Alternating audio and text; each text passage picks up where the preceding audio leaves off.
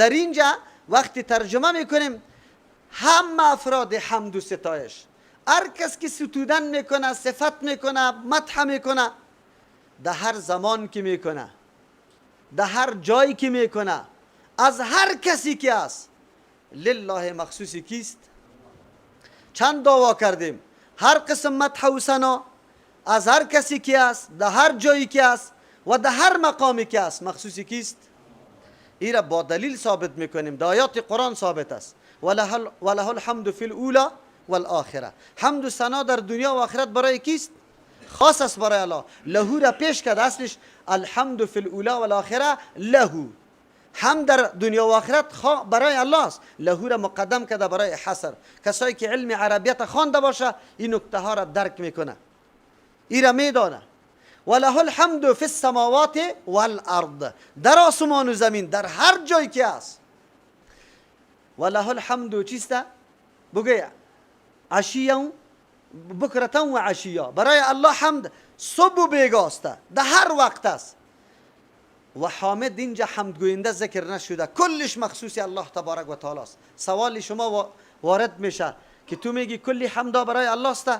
ما مردم خوینه گروپا را که کسی در اینجا نصب کرده و اینطور خب چی را قندیل برش جور کرده، میگیم چقدر خب قندیل ساز است. صفت قندیل ساز کردیم، نجار مدح کردیم چه خب کلکینا را ساخته، رنگمال میگیم چقدر رنگ خوب به مسجد داده. چطور تو میگی کلی حمدا و صفتا مخصوصی الله است؟ اینجا خود شما حمدی غیر الله رم کردیم. جواب میگیم که نه، اصل حقیقت این حمد برای الله است، نه برای نجار، نه برای رنگمال، نه برای قندیل ساز. چرا اینطور است؟ یک کسی اگر یک تصویر در بری تخته بکشه، خب گلی خیلی زیبا را رسم بکنه، مردم چی میگه؟ چقدر زیبا گل است. میگه نمیگه؟ بسیار زیبا گل است. مردم برش میگه گل چی میکنی؟ کسی که گل رسم کرده او خیلی زیباست، او خیلی ماهر است، مدح از اوست. در دنیا که هر قدر کمال انسان داره از طرف کیست؟ الله. اگر رنگمالی درست یاد گرفته، امی استعداد و قابلیت کی داده؟ اگر نجار نجاری خوب میکنه، استعداد کی داده؟ اگر قندیل سال قندیلت خوب جور کرده، استعداد کی داده؟ در حقیقت حمد کیست؟ الله متعال است. یک، در این صورت الف لام جنسی است یا استغراقی، هر کدامش که میگیره ماهیت حمد مخصوصی الله است. همین نام حمد که پیدا میشه مخصوصی الله است. هر فرد از افراد حمد مخصوصی الله است، در هر زمان، در هر جای و از هر کسی که صادر میشه. دوم ترجمه، الف لام عهدی است. عهدی او را میگه که وقتی ما یک گپ میزنم قطع مخاطب خود میدانم که در موردی که بحث و گفتگو داریم. الحمدلله، تمام صفتهای کمال و الوهیت و حمدایی که در بین ما و مخاطبم که الله است معلوم دار است، اونو حمدا مخصوصی الله است. و حمدا کدام حمد است؟ در قرآن کریم در مقابل بعضی چیزا حمد ذکر شده. دینمی نعمتها که ما 4 موضوع را گفتم، حمد در مقابل خالقیت، حمد در مقابل تربیت، حمد در مقابل رزاقیت، حمد در مقابل بیان حال قیامت، حمد در مقابل نعمتهای جنت، حمد در مقابل پیدا کردن آسمان ها و زمین، حمد در مقابل انزال قرآن کریم که پشت سر در آیات ها یکه بر ما میه در خود قرآن کریم.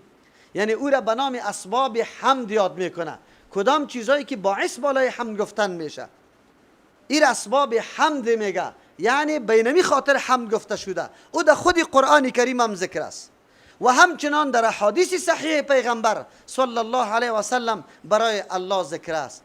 از امو خاطر امو حمدار پیغمبر علیه السلام در یک دعای جامع خود، الله اکبر، زمانی که ما بر میخوریم با او اذکار دعاهای پیغمبر صلی الله علیه و سلم، عجیب نکاتی در او پیدا میشه. پیغمبر علیه السلام شب و روز خود که خاتمه میداد، آخرین نماز خود تاق وتر میخوان، یا 1 یا 3 یا 5 یا 7 یا 9 رکعت وتر میخوان. بعد از اینکه از وتر خلاص میشد، تهجد خود خلاص کرده، شب و روز شالی تکمیل شده، آخرین دعایی که میکرد بعد از وتر سبحان الملك القدوس، سبحان الملك القدوس، سبحان الملك القدوس. پاک است او ذاتی که مالک است، مکمل اختیارات و تصرفات داره، خود جابرانه و ظالمانه اختیارات داره؟ نه، قدوس است، از هر قسم عیب و ظلم، تعدا، تجاوز، بالکل منزه و پاک است. انسان نیست پاک، انسان بسیار عاجز است. الله اکبر. اظهار عاجزی خدا میکنی که من یا الله، من در مقام تنزه قرار ندارم، من یک بندیت هستم، پاک خطوستی، از عیبات تو پاک هستی، من مکمل مشتمل به عیباست. اگر قصور و کوتاهی از من صورت گرفته در بخش عبادت، الله تو معاف کو. سبحان الملك القدوس میگه. بعد از میگه رب الملائکه و الروح، مالک متصرف ملائک و روح از روح هست، یعنی جبریل امین. بزرگترین مخلوق متصرفش کیست؟ الله تبارک و تعالی است.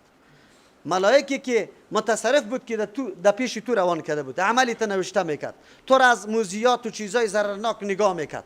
ملائکی که عباداتی تا همه چیزای تا در پیش الله میبره با وصفی که الله میدانه، ایرا میبره. از او خاطر میگه که مالک متصرفی همین ملائک که در خدمت همین بنده معذف کرده، کی مالکش است؟ و انسان قدرت بشناس. انسان یقینا که تو ارزش خیلی زیادی داری پیش الله تبارک و تعالی. چرا؟ بندگان خیلی معصومی خدا که ملائک است در خدمت تو گماشته، عبادات تو را به الله انتقال میده. این سند و شاهد است در روز قیامت برای تو. کرامن کاتبین وجود داره. ملائکی که حفاظت تو را میکنه، حفظه او وجود داره. ملکی که به تو الهام خیر میکنه وجود داره. الله اکبر. هر روز برات دعا میکنه. ملائکی وجود داره که همیشه دعا برای مؤمن درست میکنه که عمل صالح انجام میده. الله اکبر. او از الله استغفار برای تو طلب میکنه. تو مقامت شناختی انسان، الله را شناختی که تو را پیدا کرد. چرا مغرور شدی؟ جوان شدی، مال پیدا کردی، کشوفشت برابر شد، باز نمازم یادت نمیاد، الله هم یادت نمیاد، باز غرور تکبر در خود پیشه کردی. این 4 روز متاع دنیا را فکر کردی دائمی است، اینطور نیست. این کلش در اختیاری کی قرار داره؟ الله تبارک و تعالی قرار داره. بعد از او پیغمبر علیه السلام کدام دعا را میکنه؟ اللهم انی اعوذ برضاک من سخطک. الله بر رضامندی تو پناه بخ تو میبرم از غضب خودت کده. که تو کدام غضب میکنی الله بر رضامندیت پناه میبرم. رضامندی صفت الله است. اینجا صفت الله را وسیله میکنه پیغمبر و از سخط و غضب الله پناه به خود الله میبره. اللهم انی اعوذ برضاک من سخطک و بمعافاتک من عقوبتک. از او عافیتی که به ما روان میکنی از عذابت پناه میبرم. و اعوذ بک منک، به تو پناه میبرم از تو. که تو مرا اگر معاف نکنی، مرا بخشش نکنی، عبادات مرا قبول نکنی، تباه و برباد استم، خلاص استم. چه دعای نیک است. بعد از او لا احصی ثناء علیک. گپی ما در این نکته بود. همین نقطه کدام نقطه است؟ الحمدلله کدام صفتای کمال است؟ همون صفتای کمال است که پیغمبر علیه السلام در آخرین دعای خود بعد از وتر میگه لا احصی ثناء علیک کما اثنیت علی نفسک. لا احصی ثناء علیک، من شمار کرده نمیتونم صفتایی که بالای تو گفته شوه، توانمندیش ندارم. ایره میگه اظهار عاجزی. من چطور صفت الله را بکنم در مقابل نعمتهای الله؟ زبانم دور میخوره، با مجردی که اراده تصمیم گپ فکرم دماغم یک دم کل وجودم متوجه است که من کدام سخن بگویم. امی قابلیت یا امی روش کی برم داده؟ اگر الله مرا گنگ بسازه، جهان جمع شوه، گنگی مرا دفع کرده میتونه بگوی. یک نعمت الله که گپ زدن است. دیگر بگذر، دیدن، شنیدن. در وجود تو به هزارها پرزه وجود داره. هزارها پرزه هزار قسم وظیفه را انجام میده. الله موظف کرده. کسی دیگری هست که موظف بتونه؟ کسی را پیدا میتونه؟ نمیتونی. محمد رسول الله صلی الله علیه و سلم فداه ابی و امی، پدر و مادرم قربانش، و میگه که لا احصی ثناء علیک. من شمار نمیتونم و ثناهایی که بالای تو بگویم. چرا؟ تو مستحق بسیار ثنا هستی. کما اثنیت علی نفسک، مثل که تو سری نفسی خود ثنا گفته ای و تو لایقش هستی، او ثنا را گفته نمیتونم. اینمی ثناهایی که پیغمبر در حدیث ذکر کرده در اینجا در کلمه الحمدلله آمده. امی صفتای کمال کدام صفتا؟ صفتای الوهیت است. یعنی او صفتایی که الله مستحق عبادت شده، که همه مخلوق عبادت الله را بکنه. دو قسم عبادت، یکی عبادت جبری، یکی عبادت اختیاری. عبادت تشریعی یا اختیاری که بالای انسانها و جنیات است. عبادت جبری سری کل کائنات است. همگی مجبور به قوانین کیست؟ الله که کدام قانون گذاشته. از او خاطر صفتهای الوهیت مخصوص الله است. یک صفت الوهیت با احد از مخلوق ثابت نمی کنیم، نه به ملک، نه به پیغمبر، نه به ولی، نه به انسان، نه به جن، به هیچ کسی ثابت نمی کنیم. کل صفتهای کمال به دو صفت راجع میشه. به چند صفت راجع میشه؟ سوره طلاق بکش آخرین آیته در سپاره 28 سوره طلاق. ایره به خاطر نشان میدم که بفهمه کل صفتهای کمال و الوهیت به دو صفت راجع میشه. 65 سورت است در سپاره 28 سوره طلاق، آخرین آیت است، آیت 12. اعوذ بالله من الشیطان الرجیم. الله الذی، الله امو ذاتی است. الله خدا معرفی میکنه برای ما و شما که الله کدام ذات است. الله کدام ذات است خدا برای ما معرفی میکنه که ما و شما باید ای را بشناسیم. کدام ذات است؟ خلق 7 سماوات که پیدا کرده 7 آسمانه، و من الارض از زمین هم پیدا کرده مثلهن به مثل 7 آسمان 7 طبقه زمین هم پیدا کرده. در یک جای قرآن کریم دیگه جای ذکر نیست طبقات زمین به جز از اینمی آیت. معلوم شد که زمین هم 7 طبقه مثل آسمان ها وارد داره. این را خود پیدا کرده. انتظام امور در زمین و آسمان کی میکنه؟ در بین زمین و آسمان انتظام امور کی میکنه؟ احکام تکوینی و تشریعی را کی میچلانه؟ یتنزل الامر بینهن، نازل میشه فرمان الله، امر تکوینی و تشریعی الله. هر قسم امر الله در بین آسمان زمین و در بینش پایین میشه. چرا پایین میشه این امرا؟ برای کدام مقصد و غرض؟ لتعلموا که شما بدانه بنده ها خوب علمتان ثابت شود. قرآن همینطور نامده که تلاوت کنیم ثواب بگیریم. قرآن آمده که ما بدانیم، بفهمیم حقیقت امر، کدام چیز بفهمیم. ان الله، که بدانه بفهمه که یقینا الله علی کل شیء قدیر، بالای تمام چیزا قدرت داره. یک شی هم از قدرت احاطه قدرت الله بیرون نیست. سر همه چیز قدرت کی ثابت است؟ همه چیز مقدور و الله چیست؟ قادر. یک عقیده تان ثابت شد که غیر از الله کسی قدرت علی کل شیء نداره. چرا کل صفتهای کمال الوهیت به می صفت راجع میشه. یک گپی را بدانه، ای را باید عقیده کنه، ای را باید بفهمه، ای را در ذهنتان خب جاگزین و جابجا کنه، به خاطر که در هلاکت نفته، در انحراف نفته. و ان الله، که بدانه که یقینا الله تبارک و تعالی قد احاط، یقینا احاطه کرده بكل شیء علما، بالای تمام چیزا از حیثیت علم. علم الله وسیع است، یک چیز از احاطه علم الله بیرون نیست. برای تدبیر، برای تربیت، برای تربیت جسم و روح، برای از اینکه یک انسان چی عمل میکنه، چی پاداش داده شود، چی نیاز داره، چی حاجت داره، چند چیز بکار است. دو صفت بکار است، یکی قدرت کامل، یکی علم محیط. این دو چیز بکار است. کل صفتهای کمال الله به دو صفت راجع میشه. در الحمدلله که میگیم کل صفتهای کمال الوهیت مخصوص الله است، دو صفت عمده معلوم شد. پس ما میگیم قادر بودن بالای تمام چیزا مخصوص کیست؟ علم محیط بالای همه چیزا مخصوص کیست؟ اگر کسی پیدا شوه و بگوید که کسی دیگه هم قدرت بالای هر شی داره، کسی دیگه پیدا شوه که کسی دیگه هم علم به هر شی داره و بگوید که به ما کانه و ما یکونه علم داره، امامای معصوم ما علم به ما کانه و ما یکونه داره، پیغمبر ما علم به ما کانه و ما یکونه داره، ولی ما علم به ما کانه و ما یکونه داره. مشرک است یا موحد؟ این مشرک است. این شرک گفته میشه. من نمیگم کتاب الله تبارک و تعالی. قرآن میگه که صفتا مخصوص الله است و تو عقیده داری که نه. مشکل خود به کی آواز میدی؟ راستی تا بگو.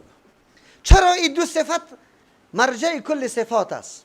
هر قدر فرقه هایی که انحراف کرده، هر قدر فرقه هایی که خطا شده، رای غلط انتخاب کرده، نعوذ بالله، دیگه کس حاجت روا، مشکل کشا بگوی چیسته مقابل پرستش و بندگی میدانه، از همین خاطر میدانه که همین دو صفت در حقش چی داره؟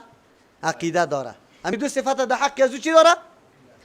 ما که پایم در این میز بند شوه و قریب میفتم، دمی وقت که میگم یا سخی صاحب دو عقیده دارم، یک عقیده ای دارم که آواز مرا بگو سخی صاحب میشنوه و از حال من دستی فعلا خبر داره که این من در حالت افتادن هستم. این علم چی میگه؟ بگوی محیط. چرا احمد در اینجا پایش بند شده، محمود در اوله بیجوی، بگوی دیگهش از زید در فلان جای، عبدالله در فلان جای، مختلف انسان هاست در مختلف جاها چی داره؟ ضرورت و حاجت دارد، در تکلیف واقع شده و کلگی به سخی صاحب آواز میده. عقیده تو ایسته که در هر جای سخی صاحب چی داره؟ علم داره، حالاتش هم میدانه. دوم عقیده ایسته که سخی صاحب دمی فرصت قدرت داره که مرا از زمی افتادن چی کنه؟ نجات بده. هر فرقه که اگر به بت سجده میکنه او را مشکل کشا میدانه، اگر پیغمبر، اگر ملکه، اگر ولی را مشکل کشا میدانه، اینی عقیده را در حقش داره. اگر تو صدا میکنی به یا شیخ عبدالقادر جیلانی، به این خاطر صدا میکنی که شیخ عبدالقادر جیلانی رحمه الله او میگه علم داره سر کل حاجتای ما. عجیب نیست؟ چی تاسف جای تاسف است؟ پیرا خدا میگیره، مرشد خدا میگیره، باز میگه مولوی متواکل سری پیرا میلگه. ما چطور نلگم؟ کسی که دعوای الوهیت به خود میکنه یا به کسی ثابت میکنه، نعوذ بالله. مرید از جناب پیر صاحب سوال میکنه که ما بعضی اوقات مشکلم پیدا میشه. گفت یا شیخ عبدالقادر جیلانی بگو دیگه. در ورق برای مرید خود نوشته کرده یا شیخ عبدالقادر جیلانی شیئا لله. ای شیخ عبدالقادر جیلانی یک چیزی را بروی الله بده. دادنی کی را مقرر کرد؟ شیخ عبدالقادر. خو واسطه کی را جور کرده؟ الله را. خب ببینه از این کده کفری بزرگ دیگه است که الله را دادنی جور نکو، دادنی را شیخ عبدالقادر جیلانی جور کو، خو الله را واسطه و وسیله کو برش. نعوذ بالله. بگوی دیگه ما چرا مبارزه نکنیم؟ ها؟ ما خود آرام بگیریم که جناب پیر صاحب خفه نشوه، ملا صاحب خفه نشوه. در روز قیامت به الله متعال چی جواب دارم؟ به الله متعال چی جواب دارم؟ اینجا تو میگی الحمدلله کل صفات کمال و الوهیت مخصوص الله است و تو در اونجا در حوایج خود آواز به علی رضی الله عنه دادی، آواز به نام سخی دادی، به شیخ عبدالقادر جیلانی دادی. او را بزرگار خو بگذار و خو یقینا علی رضی الله عنه یقینا جنتی است. پیغمبر در دنیا بشارت جنتش داده. امروز بابایی که 1 سال عمر مکمل نماز جماعت ترک کرده، در یک مسجد دیده نشده، در کوها ملنگی کرده، کالایش نجس، وجودش نجس، مخالف سنت رسول الله، در یک جمعه حاضر نشده. پیغمبر چی میگه؟ میگه یا خودم منع کنه که از جمعه ها ترک کردن جمعه خودم منع بکنه، اگر نمیکنه چی میکنه؟ الله یا شما را عذاب روان مسلط میکنه سری شما. اگر کسی 3 جمعه را پی در پی ترک میکنه، حدیث پیغمبر چی میگه؟ منافق است. او در کل عمر در دشتا گزاره کرده، نه امر بالمعروف کرده نه نهی عن المنکر. کلمه طیبه را یقین به الله بکنه، الفاظ شیاط نداره، معنا را خود بگذار. او ولیسته و بابا صاحب است. خودیش چی میکنی؟ جای خویش هم قابلی پرستش است. این دهی چشمه بوده، این چناریش است، این جای تکیهگاهیش است. در اینجا چی کرده؟ سجده کرده بود. عجیب گپاسته. آلی قبرش مردم خاکش میخوره. این دین است؟ همین دین شما میگه؟ بگو اینه. مولوی صاحب میگه یهود و نصارا را رد نمیکنه، فقط این همی گپا را گرفته. یهود و نصارا دور از هر کس شناخته شه که او یهود است و نصارا است، خود از پیشش نگاه میکنه. اما تو را که خراب کرده، در بدر کرده، در وقت جان کندنت که یا سخی صاحب گفته صدا میکنی، مشرک میموری. اینو چرا بیان نمیکنی؟ فرق در بین ترجمه ها چیست؟ ها؟ کلی مردم مرا بد میگه، ترجمه قرآن نمیکنم، حالی دیگه مردم خم ترجمه میکنه. ورا چرا بد نمیگه؟ واضح نمیکنه. الحمدلله را اصلی مطلب و مقصدش بیان نمیکنه به مردم که الحمدلله مفهوم و مقصدش چیست. تو صفات الوهیت مخصوص به الله میگی، قرآن میگه، بعد از او صفات الوهیت به مخلوق ثابت میکنی، او را هم علم محیط برش ثابت میکنی، هم قادر مطلق میگیشه. بگو دیگه کدام دین است؟ ما بارها گفتیم اگر علمای ما تنها مفهومی الحمدلله را به مقتضای خود بگوید، برای ما برادر زنگ میزنه که تو علما را بد میگی، کلمه خبیث استعمال میکنی. من میگم هر عالم نمیگم، او عالمی که واقعا عالم است، خدمت دین میکنه، الله برش عزت داده، وارث پیغمبر است، در مقابل دین الله واقعا لط خورده، بندی شده، دو دشنام خورده، او عالم نمیگم. او عالمی که 50 سال 40 سال 20 سال 10 سال در مسجد تیر کرده، کلمه الحمدلله را به مقتضی خود نشان نداده که الحمدلله چی مطلب داره، کدام مطلب داره. او تو عالم خب بگویم یا بد بگویم، الله برش ملعون گفته، الله او تو عالم ملعون گفته که حقایق میپوشانه، مردم در تاریکی نگاه میشه، از دین خود آگاهی نداره. ما از امو خاطر میگیم ای برادرها، دل بسوزانه، شما باور به الله بکنه، بسیار حالت خراب است. یک دفعه با حدیث پیغمبر آشنایی پیدا کنه، بعد از او عمل کرده، همین مسلمانا را ببینی، اگر گریان نکاده به الله قسم که تو یک دفعه حدیث پیغمبر را ببینی، بعد از او بیا عمل این مسلمانا را ببینی کی بیچاره از همه خیر محروم. نه خوشی ما مطابق سنت، نه غمی ما مطابق سنت، نه نماز ما مطابق سنت، نه اخلاق ما مطابق سنت، نه عمل ما مطابق سنت، نه معامله ما مطابق سنت. آخر کدام طرف روان هستیم؟ چی میکنیم؟ اگر شما میگی چرا ما یالی نماز ما مطابق سنت است، مخالف سنت است، بیا که در یک نمازی که تو میخوانی ما برای چند دانه خطایی بکشم، فقط میریم در یک مسجد کامرا بگی بدون خبر از اول تا آخره امو نماز تو تصویر بکش، عکسش بگی، بعد از اون او را حدیث به سند در مقابل عمل کرده امو ما به حدیث برات خطاها را میکشم که تا آخر بگوی که وقتی که نمازی قدر خطاها داره چطور قبول شود. نگفتیم همین نماز است، راستانه بگید در مسجدها که خوانده میشه، خصوصا تراویح، ختم قرآن میکنه، با اجرت قاری صاحب آورده، خودی مردم میگه قاری صاحب از همین 5 شب اضافه نکو. افتخار به چی دارن؟ میگه در شهدای صالحین 1 شب ختم است. 1 شب ختم است. پیغمبر میگه کسی که از 3 روز کم قرآن خواند هیچ فقاهت قرآن ندانست. منظوری پیغمبر است که کسی که از 3 روز کم قرآن میخونه هیچ قرآن نیست. قرآن برای تدبر است، معانیش از ذهنت بیار. راستی تا نبگوی همین قرآن ها که خوانده میشه 1 قطره اشک میریزه، مردم آگاه نیست، مردم نمیفهمه مطلب قرآن. جوانای ما خو میشینه که خواب قاری صاحب در رکوع رسید، باز اونجا بر بدو میکنه، نیت میکنه با هر چیز مذاق، با دین الله مذاق، با هر کس معامله فریب، با الله معامله فریب.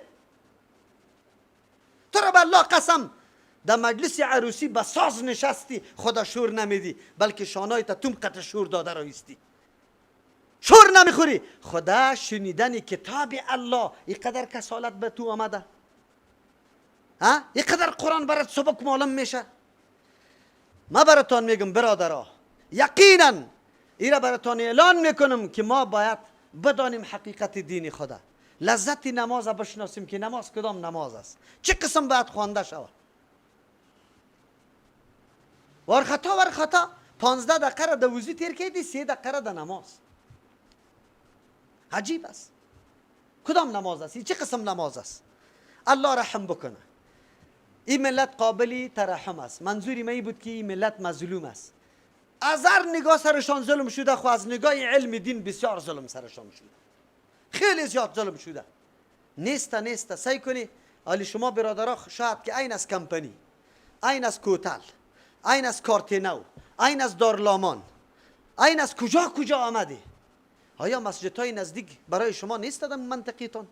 آیا در اونجا علمای محترم قرار نداره؟ عمیق علمیت برابری مخو هر کدامش از مکد از یات است. بالکل. چرا می درس قرآن در هر جای نیست؟ خواهر ما چرا صوبکی در این تاریکی برای پدر از او طرف من میکنه، مادر از او طرف، قوم از او طرف گپ گویی میکنه سرش که حالا وقت است کجا میره، در کدام طرف است؟ چرا چی ضرورت است؟ در خانه خود بشینه، در خانه خود لاسپیکر چالان است، مولوی صاحب متصل نماز، زیاد هم تقاضا نداریم، نیم ساعت درس قرآن بگویه. یک روز درس قرآن، یک روز درس حدیث. درس شروع باشه. ملت چرا در تاریکی بمانه؟ ملت چرا نفهمه؟ ملت چرا به قبر سجده کنه؟ ملت چرا به مخلوق سجده کنه؟ ملت چرا به قبر حاجت روا بدانه؟ ملت چرا مخلوق حاجت روا بدانه؟ ملت چرا پسکویی حرکت کنه؟ ملت چرا در پای مردم بیفته سجده کنه؟ چرا؟ اگر این کتاب الله باشه صرف الحمدلله تفسیر شود، یک الحمدلله یک جمله است. کل صفتهای کمال الوهیت برای کیست؟ برای کسی دیگر نیست.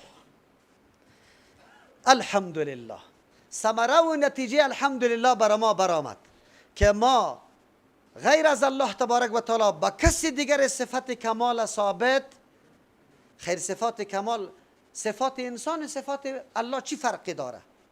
صفات الله ای فرق داره. الله سمیع از شنونده به اسباب وسیله یا با اسباب وسیله؟ به اسباب. به زمان ضرورت داره؟ به صدا ضرورت داره؟